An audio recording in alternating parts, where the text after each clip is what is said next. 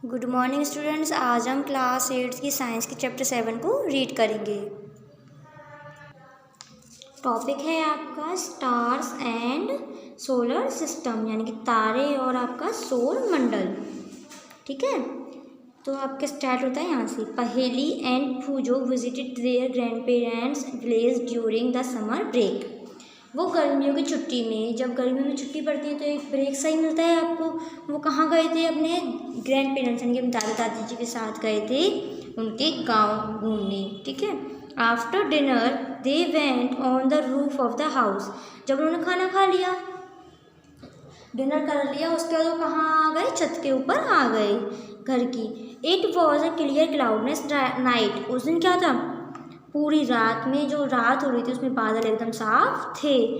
They were surprised to see a large number of bright stars in the sky.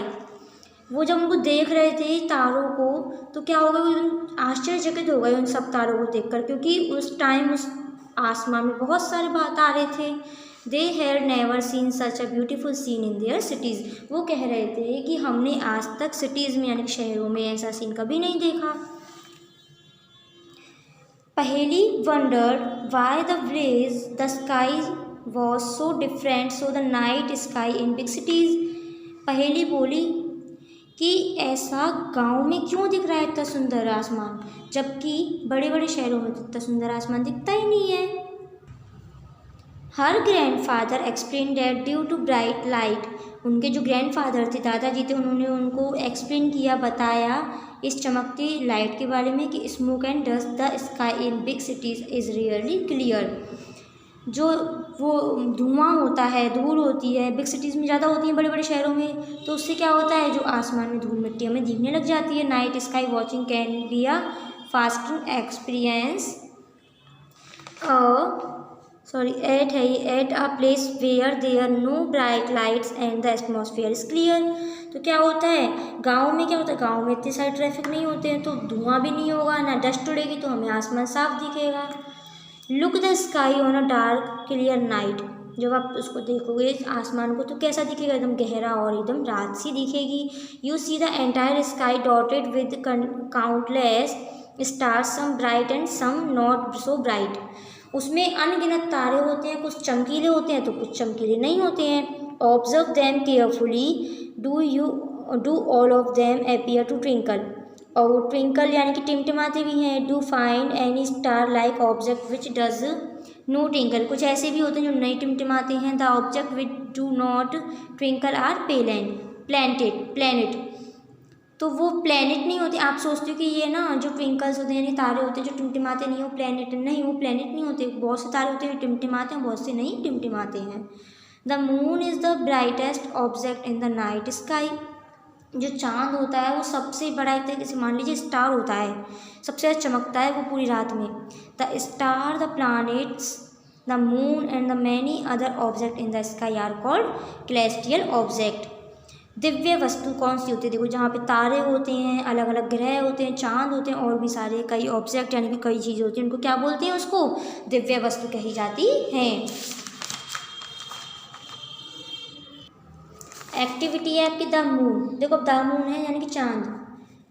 Activity 17.1 17.1वीं गतिविधि। Observe the moon continuously for several night perfectly from one full moon to the next. Make a sketch of the moon every night in your notebook and note the day from the full moon. Also note every day the part of the sky east और west in which the moon. एक activity है कि आपको एक copy लेनी है, एक pen लेना है, उसमें आपको डेली का मून बनाना है कि आज कैसा मून निकला, आज कैसा मून निकला, आज कैसा मून निकला। जैसे आपको इस वाले में दिखाया, देखो आज ऐसा निकला तो आज इसने ऐसे बनाया। देखना है कि कितने दिन बाद आपको पूरा मून दिखता है। Is there a change in the shape of the moon every day. प्रत्येक दिन क्या होता है? चांद में बदलाव होता है। Are there days when the shape of the moon appear to perfectly round. काफ़ी दिनों के बाद क्या होता है कि वो पूरा एक राउंड मून बनता है। Are there days when the moon can not be seen at all even if the sky is clear. कभी कभी हमें चांद दिखता भी नहीं है और आसमान कैसा होता है, एकदम प्लेन, एकदम खाली सा होता है, तारे तारे दिखते हैं, तारे भी नहीं दिखते कभी कभी। The day on which the whole disc of the moon is visible is known as the full moon day. जिस दिन हमें पूरा चांद दिखता है एकदम गोल गोल, उस दिन क्या होता है, फुल मून डे होता है, पूरा चांद दिन होता है। देयर आफ्टर, उसके बाद, every night the size of the bright part of the moon appear to became thinner and thinner and thinner. यानी कि जैसे पूरा चांद निकला तो क्या होता है, चला जाता है, पतला सा होता है, चला जाता है, थोड़ा घटता है, फिर थोड़ा घटता है, फिर थोड़ा घटता है, फिर बिल्कुल गायब सा हो जाता है। On the 15th day the moon is not visible. 15वें दिन क्या होता है, चांद हमें नहीं दिखता। This day is known as the new moon day. उस दिन क्या होता है, न्यू मून डे, यानी कि नया चांद उगने का दिन होता है। The next day only a small portion of the moon appear in the sky. अगले दिन क्या दिखता है, बस चांद का एक छोटा सा हिस्सा दिखता है। This is known is the crescent moon. उसको क्या बोलते हैं इंग्लिश में, क्रिसेंट मून कहते हैं। The again the moon grows larger every day. जो मून होता है, जो चांद होता है, वो अगले दिन, हर दिन क्या होता है, हल्का हल्का हल्का हल्का बढ़ता चला जाता है। On the 15th day once again we get a full view of the moon. और 15वें दिन क्या होता है, एक बड़ा हमें चांद दिखाई देता है पूरा का पूरा। The various shape of the bright part of the moon as seen during a month are called phases of the moon. ऐसी हमें जो बार बार अलग अलग चित्र के से चांद दिखते हैं, मतलब पहले थोड़ा दिखा, कभी पूरा दिखा, कभी थोड़ा दिखा, उसको हम पूरी मंथ को क्या बोलते हैं, पूरे महीने को फेसिस ऑफ द मून कहते हैं। The time period between one full moon to the next full moon is slightly longer than 29 days in many calendar period is called a month. कितने दिन का होता है लगभग ये पूरा पीरियड, 29 डेज़ का होता है, तो उसको हम क्या बोलते हैं, एक मंथ बोलते हैं हिसाब से कैलेंडर के से। वाई, भूजो बोल रहा है, why does the moon change its shape every day. Boojho कहता है कि जो चेंज करता है शेप, मतलब जो चांद होता है बार बार अपनी शेप क्यों बदलता है। तो देखिए आगे, let us try to understand why phases of the moon occur. हम देखते हैं, कोशिश करते हैं कि हम इस चीज़ को समझ सकें। You have studied chapter 16 that like the moon does not produce its own light whereas the sun and the other star do. आपने 16वें चैप्टर में पढ़ा होगा, हालांकि आपका चैप्टर कट गया है, लेकिन उस चैप्टर में था कि आपका जो चांद है वो कैसे लाइट वगैरह उसमें कैसे रोशनी आती है, कैसे उसमें प्रक्रियाएं होती हैं। We see the moon because the sunlight falling on it gets reflected towards us 17.3. We therefore see only the part of the moon from which the light of the sun is reflected toward. देखिए ये किसके द्वारा होता है, दिन और रात। ये दिन और रात केवल हमारे सन की वजह से होते हैं। देखो, जहाँ सूरज का प्रकाश पड़ता है, जहाँ सूरज का प्रकाश पड़ रहा है वहाँ तो दिन हो जाता है, और जहाँ नहीं पड़ता है वहाँ रात होती है। जहाँ मून का प्रकाश पड़ता है वहाँ मून हो जाता है। अब देखो, जैसे कि यहाँ पड़ेगा सूरज का प्रकाश इस जगह, तो इस जगह दिन रहेगा, यहाँ नहीं है, तो यहाँ हम क्या देखेंगे, हम चांद को देखेंगे, यानी कि वाइट पोर्शन देखेंगे। तो उल्टा होता है, जब मतलब आपकी सूरज की रोशनी चांद के ऊपर पड़ेगी, जैसे मान लीजिए एक अर्थ है, ठीक है, सूरज यहाँ है, यहाँ से चला तो इस जगह दिन होगा और इस जगह रात होगी। जब वो ऐसे घूमता घूमता घूमता घूमता घूमता घूमता आएगा तो जहाँ जहाँ वो जाएगा वहाँ वहाँ सूरज रहेगा, यानी कि दिन रहेगा, और उसके पीछे की अपोजिट साइड का क्या होगी, रात होगी। जैसे यहाँ सूरज है तो यहाँ दिन है, और यहाँ सूरज नहीं है तो यहाँ क्या होगी, रात। इसी तरह से इस वाले पैराग्राफ में यही बताया गया है कि जहाँ सूरज होता है वहीं आपका उजाला होता है, वहीं दिन होता है, और जहाँ की साइड सूरज अपोजिट रहता है वहाँ रात हो जाती है। एक्टिविटी आपको 17.2 में देखिए, टेक अ बिग बॉल और पिक्चर। एक बड़ी सी बॉल लीजिए पिच में, paint half of it white and half black. क्या करिए, उसको एक तरफ से वाइट रखिए, एक तरफ से ब्लैक कर दीजिए। Go out into the playground with 2 of your friend. आप गार्डन में जाइए और 2 दोस्त रहिए। Draw a circle radius of about 2 metre on the ground. 2 metre का कोई एक सर्कल खींचिए। Divided the circle into 8 equal part of shown figure 17.4। आप क्या कीजिए, उसको 8 पार्ट में बांट दीजिए, जैसे छोटे छोटे पार्ट्स में करके बांट रखा है अपना। Stand at the centre of the circle. बीच में खड़े हो जाइए। Ask a friend to hold the ball at different point of the circle. Ask her to keep the white portion of the ball always towards sun. If you are performing this activity in the morning, the white portion of ball should be kept east. देखिए, जो ball है, जो उसका white portion है, यानी कि ये वाला क्या है, ये सन है, तो जहाँ रहेगा वहाँ क्या होगी, सुबह होगी और जहाँ नहीं रहेगा वहाँ रात होगी। तो इसमें बस आपको यही बताया गया है कि जैसे अब ये अंदर की साइड है, ये इसके चक्कर काटेगी, तो जहाँ जहाँ ये बॉल जाएगी वहीं वहीं दिन होगा, और जहाँ जहाँ रह जाएगी वहाँ वहाँ ब्लैक यानी कि रात हो जाएगी। Performed in the afternoon, then the white portion of the ball should be kept toward the west. सुबह सुबह कहाँ था वो? ईस्ट में यानी कि पूर्व में। अब जैसे जैसे दोपहर होती गई वो कहाँ जा रहा है? आपकी पश्चिम में। In each case, the line dividing the white and the black portion it kept vertical. जो आपने बीच में से लाइन खींची थी वो कैसे खींचोगे? आप वर्टिकल में खींचोगे यानी कि सीधे खींचोगे। Standing the center of the circle, observe the visible white portion of the wall while your friend stand at the point of the circle marked earlier. Draw the shape of the white portion you see it. Compare your drawing with the different faces of the moon and showing it figure. तो अब जैसे जैसे ये घूमेगी, अब इसको जो moon है ना, इसको इस वाली लड़की को मून कैसा दिखेगा? अब यहाँ से दिखेगा थोड़ा थोड़ा थोड़ा थोड़ा थोड़ा थोड़ा पूरा सा दिखने लग जाएगा जैसे जैसे घूमती जाएगी। तो क्या हुआ? इसमें मून की भी बताई गई है और इसमें सूरज की भी बताई गई है। रिमेंबर, याद रखें, that the moon involves around the earth along with the moon revolves around the sun. जो पृथ्वी होती है उसके चारों तरफ क्या घूमता है? क्या घूमता है उसके चारों तरफ? मून घूमता है, अराउंड द मून, ठीक है। और जो पृथ्वी होती है वो किसकी तरफ घूमती है? सन की तरफ। तो यानी कि ये तीनों के तीनों एक दूसरे की तरफ चक्कर काटते हैं। Earth accompanied by moon revolving around the earth. Moon किसकी तरफ था? पृथ्वी की तरफ घूम रहा था, और जबकि अर्थ यानी कि पृथ्वी सूरज की तरफ घूम रही है। Can you now guess the relative position of the sun. आप देखते हो कि सन के बगल में कौन सी जो ग्रह है वो कौन सा घूम रहा है?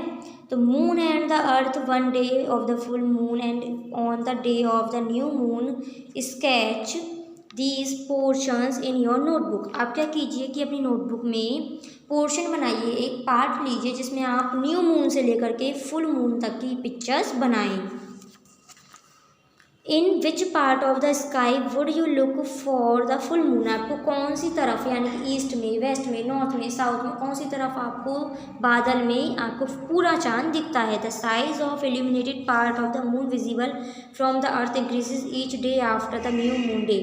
आपको धरती से जो चांद होगा वो बढ़ता हुआ दिखता जाएगा हर day. After the full moon the day sunlight of the moon visible from the decrease in the size every day. और जैसे जैसे वो बढ़ गया, जैसे मान लीजिए धीरे धीरे बढ़ता गया, पूरा चांद निकल गया, फिर पूरा चांद निकलने के बाद कैसा होगा? धीरे धीरे घटता हुआ जाएगा।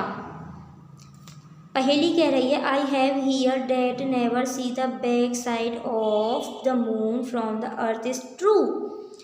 जो मैंने कभी नहीं, हमने कभी नहीं देखा क्या? जो चांद है अर्थ के यानी कि दूसरी तरफ से काला पीछे का साइड हमने नहीं देखी। कहाँ की? चांद की। तो ये क्या सत्य है कि चांद की भी जो पीछे की तरफ होती है? तो देखो एक्टिविटी 17.3 में draw circle about 1 metre diameter on the ground. आप एक मीटर का सर्कल बनाइए जमीन पर। Ask one your friend to stand the centre of the circle. आप अपने दोस्त से पूछिए क्या वो आपके सर्कल में बीच में खड़ा हो जाएगा? You revolves around your friend in such a manner that your face always remain toward him. आप क्या कीजिए कि अपने दोस्त के चारों तरफ चक्कर काटिए और उसको एक ही तरफ रखिए खड़ा। तो आप अपने दोस्त को, जो दोस्त है वो आपका, वो क्या आपको पीछे की तरफ से भी देख लेगा? नहीं, क्योंकि वो तो आप पीछे हो गए। आपको वो ज़्यादा से ज़्यादा 180 डिग्री में देख पाएगा, 360 में भी नहीं देख पाएगा पूरा का पूरा। तो क्या हुआ? उसको आप थोड़ा थोड़ा देखोगे, फिर घटते चले जाओगे, फिर पूरे देखोगे। तो ऐसे ही हमारे चांद की पोर्शन भी होती है। Can your friend see your back? How main rotation did you complete in one revolution the moon revolves around the earth in the similar. ऐसे ही पृथ्वी का होता है, पृथ्वी भी घूमती है। तो हमको क्या होता है? जो चांद होता है वो भी ऐसे ही दिखता है। तो चांद और इस एक्टिविटी में बिल्कुल भी फर्क नहीं था। The moon complete one rotation on it axis as is complete one revolution around the earth. एक अराउंड यानी कि एक चक्र में पृथ्वी क्या कर लेती है? पूरा चक्कर काट लेती है। किसका? सूरज का। और चांद किसका काट लेता है? हमारी पृथ्वी का। द मून सरफेस, जो मून है उसका सरफेस, सतह कैसी है। The moon is a fasting object of poet and story tellers. जो चांद था इस पर क्या करते थे, पोइट्स होते हैं यानी कवि होते हैं, और कहानी यही सुनी है हमने और कुछ नहीं सुना है। But when astronaut landed on the moon, लेकिन जब एस्ट्रोनॉट जब हमारे गए थे, यानी कि जो हमारे चांद पर गए थे लोग, उन्होंने क्या कहा कि जो चांद है वो कैसा है, उस पर हमेशा उस पर धूल ही धूल है और उसकी ज़मीन जो है वो बंजर है। There are many craters of different size, उसमें क्या है कि अलग अलग साइज़ के, मतलब अलग अलग प्रकार के आकार के छिद्र टाइप में बन रहे हैं, छेद छेद से हो रहे हैं। It also has a large number of steps and high mountains, उस पर थोड़ी थोड़ी चट्टानें भी बन रही हैं। Some of these are high as the highest mountain on the earth. आप ये समझ लीजिए, ये जो चांद आपको धरती से दिखता है ना बिल्कुल प्लेन, वो असल ज़िंदगी में ऐसा नहीं है, वो कुछ इस प्रकार का है। देखिए कहीं से ऊबड़ है, कहीं से थाबड़ है, कहीं से ऊंचा, कहीं से नीचा, ठीक है। The moon has no atmosphere, moon पे क्या नहीं है, वातावरण नहीं है। इट हैज़ नो वाटर, ना पानी है। Can any life exist on the moon, क्या आप उस पर लाइफ बिता सकते हो चांद पर। वो जो कहता है can we hear any sound on the moon, क्या हम कुछ आवाज़ सुन सकते हैं चांद पर। पहली बोलती है we learn in chapter 13 that sound can not travel when there is no medium, then how we can hear any sound on the moon. कि हम जब हमारी आवाज़ होती है किसके माध्यम से, भाई 13 चैप्टर में पढ़ा था ना, किसके माध्यम से वैक्यूम करती है, एयर की वजह से। तो लेकिन जब वहाँ एयर ही नहीं है, हवा ही नहीं है, तो हमारी आवाज़ भी कैसे जाएगी। डिड यू नो, आपको पता ही होगा, ऑन जुलाई 21, 1969 यानी कि 21 जुलाई को 1969 में इंडियन टाइम भारतीय समय में the American astronaut Neil Armstrong landed on the moon for the first time. पहले समय कौन उतरे थे चांद पर, नील आर्मस्ट्रॉन्ग। तो आपका क्या है, he was followed by Edwin Aldrin. किसको फॉलो कर रहे थे वो, एडविन एल्ड्रिन को, ठीक है। द स्टार्स यानी कि तारे।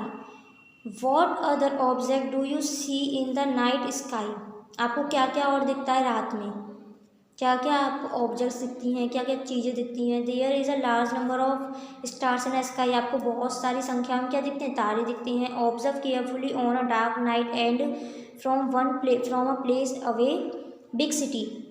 लेकिन है ना क्या होता है, सावधानीपूर्वक हम देखें तो हमें यही सारी चीज़ें कहाँ नहीं दिखती हैं, शहरों में नहीं दिखती हैं। Are the all stars equally bright, यानी कि जो तारे होते हैं वो कैसे होते हैं, एक समान चमकते हैं। Are they of the same colour, सारे एक जैसे कलर के होते हैं। In fact star emit light of their own the sun is also star. मान लीजिए स्टार्स तो स्टार्स होते हैं, लेकिन जो सूरज है वो भी क्या है, एक स्टार है। Why does it appear so large compare to the other stars, अगर देखें तो क्यों है स्टार, क्योंकि वो बहुत बड़े शेप में है। बेशक स्टार्स छोटे होते हैं लेकिन शेप तो उन्हीं की ऐसी है।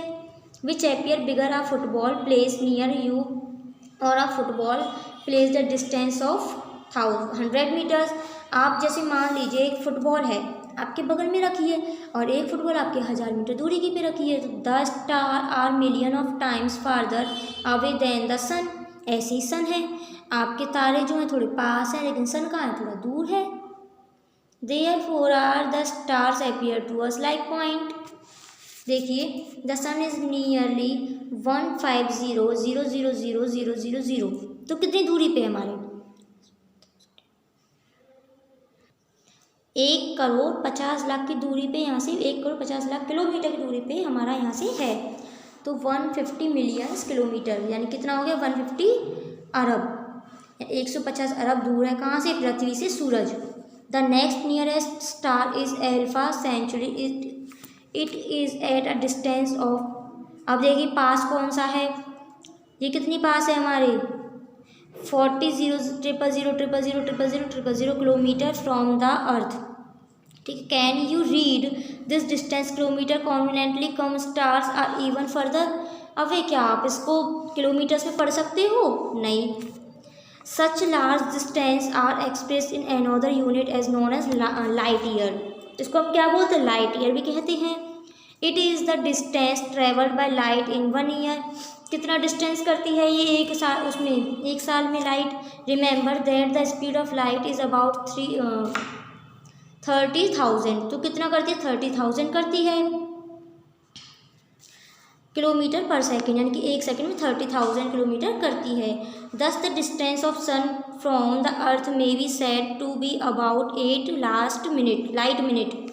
तो 8 लाइट करती है ये पर मिनट में। The distance of Alpha Centauri is about 4.3 light years. तो कितनी कर लेती है, 4.3 कर लेती है। इफ़ पहली बोले if light from star take year to reach us I wonder if we are looking into the past when we look at stars. I want to know why we do not see the star during the day. हम दिन में तारों क्यों नहीं देख पाते हैं। Why are they visible only at night, हम रात में क्यों देख पाते हैं। अब ये आगे का चैप्टर हम नेक्स्ट वीडियो में करेंगे।